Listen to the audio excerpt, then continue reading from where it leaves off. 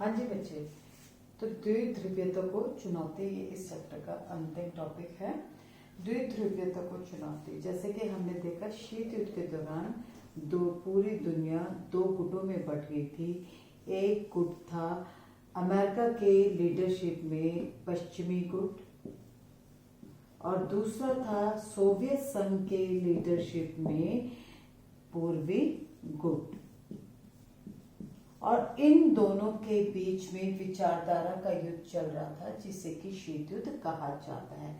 ऐसे में 40, 50 और 60 के दशक में तीसरी दुनिया के, जो कि मैंने आपको मैप में दिखाया था, तीसरी दुनिया के बहुत सारे देश स्वतंत्र हुए थे। 40, 50, 60s, लेट 40s में, जैसे 1947 में भारत को आज़ादी मिली, 48 में श्रीलंका को मिली।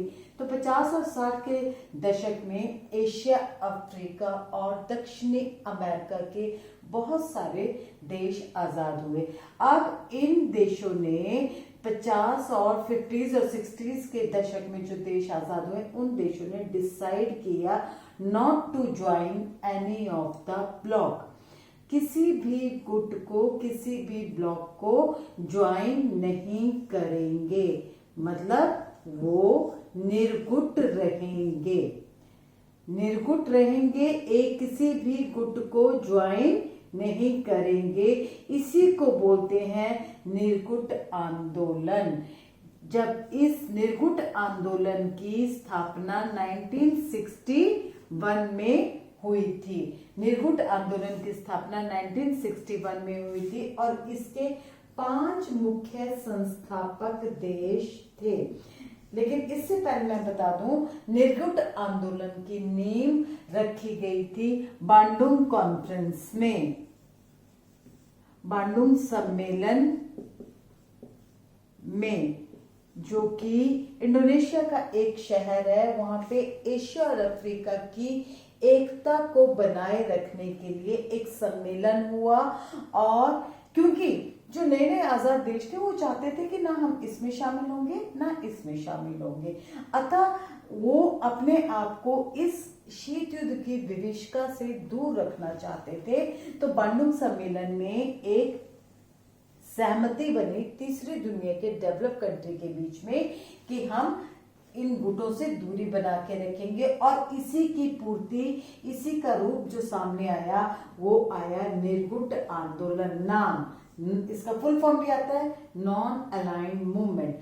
अब इसके कई बार आते हैं, इस बार भी एग्जाम में आते हैं कि इसके संस्थापक सदस्य कौन है, संस्थापक देश कौन से हैं। तो संस्थापक देश में सबसे पहले आपका आएगा भारत।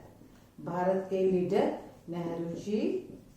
फिर आपका आ गया इंडोनेशिया। इंडोनेशिया के लीडर थे सुकार्नो। फिर आपका आ गया मिस्र, गमाल अब्दुल नासिर। फिर आपके आ गया फोर्थ आ गया आपका यूगोस्लाविया। और यूगोस्लाविया के नेता थे जोसेफ मार्शल टीटो। तो मैं सिर्फ ये लास्ट के लिख रही हूं। एंड 5वां आपका आ गया घाना। घाना के नेता थे वामे एनक्रूमा। वामे एनक्रूमा, राइट। तो ये 5 इसके संस्थापक देश थे। इनका मुख्य उद्देश्य क्या था? इनकी स्थापना मैंने कब बताया, निर्गुट आंदोलन की स्थापना 1961 में। इसके मुख्य क्या उद्देश्य था? इसका मुख्य उद्देश्य था कि जो तीसरी दुनिया के देश हैं, उनमें आपसी सहयोग करना, नंबर 1। दूसरा इसका उद्देश्य है कि जो विश्व में युद्ध की स्थिति बनी हुई है, उसको थोड़ा सा कम करना।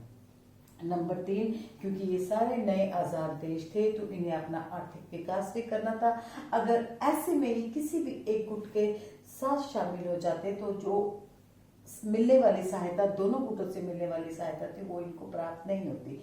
निर्गुट रहकर, अब एक क्वेश्चन भी आता है कि भारत ने निर्गुट रहने का क्यों डिसाइड किया, कि वो किसी भी गुट में शामिल नहीं होगा। तो इसके पीछे ये कारण है कि भारत जो है दोनों गुटों से बराबर की दूरी बनाए रखेगा और जब जरूरत पड़ेगी तो दोनों ही गुटों से वो फायदा उठा सकता है। और जैसा कि हुआ भी 60 के दशक में जब भारत में अकाल पड़ा, मानसून की असफलता हुई, उस वक्त अमेरिका ने भारत की मदद की। और साथ ही साथ जब 1971 में इंडो पाक वॉर हुआ और बांग्लादेश का उदय हुआ, उस वक्त सोवियत संघ ने भारत की मदद की। तो इस तरह से निर्गुट रहकर भारत ने दोनों ही खेमों से बराबर की दूरी बनाए रखी और जरूरत पड़ने पर दोनों ही खेमों ने भारत की मदद की। जब निर्गुट आंदोलन स्टार्ट हुआ था उस वक्त इसके फाउंडर संस्थापक कितने देश थे? 25। लेकिन आज अगर हम देखेंगे तो निर्गुट आंदोलन में के कुल 120 मेंबर्स हैं। ठीक है, तो इस तरह से अब ये बोला जाता है कि निर्गुट आंदोलन का जो स्थापना हुई थी वो हुई थी शीत युद्ध के दौरान। लेकिन शीत युद्ध अब खत्म हो गया।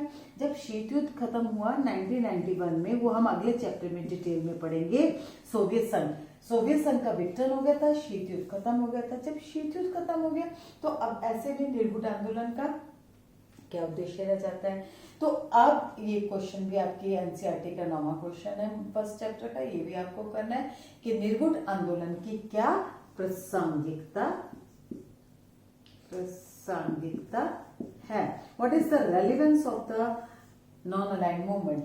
सो अब आप है या नहीं है ये आपको बताना है। तो हम इसमें ये लिखेंगे कि बिल्कुल शीत युद्ध बेशक खत्म हो गया है लेकिन निर्गुट आंदोलन की प्रासंगिकता आज भी है, इसका रेलेवेंस आज भी है। क्यों? क्योंकि इस निर्गुट आंदोलन में जो 120 सदस्य देश हैं वो सारे developing, under develop, least develop, अविकसित देश है और उनको अपना विकास करना है। तो विकास उनका एक मुख्य मुद्दा है। इसके अलावा आजकल जो इतने प्रॉब्लम्स, महामारियां चल रही हैं, उसके अलावा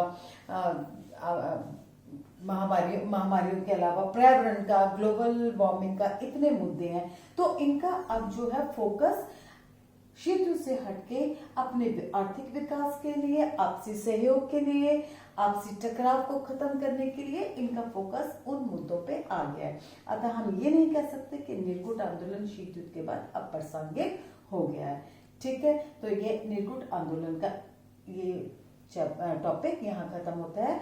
अब इसके बाद हम दूसरा टॉपिक शुरू करेंगे, नियो, जिसकी आवाज निर्गुट आंदोलन के देशों में उठाई गई। मैं नेक्स्ट वीडियो में इसको बताती हूँ।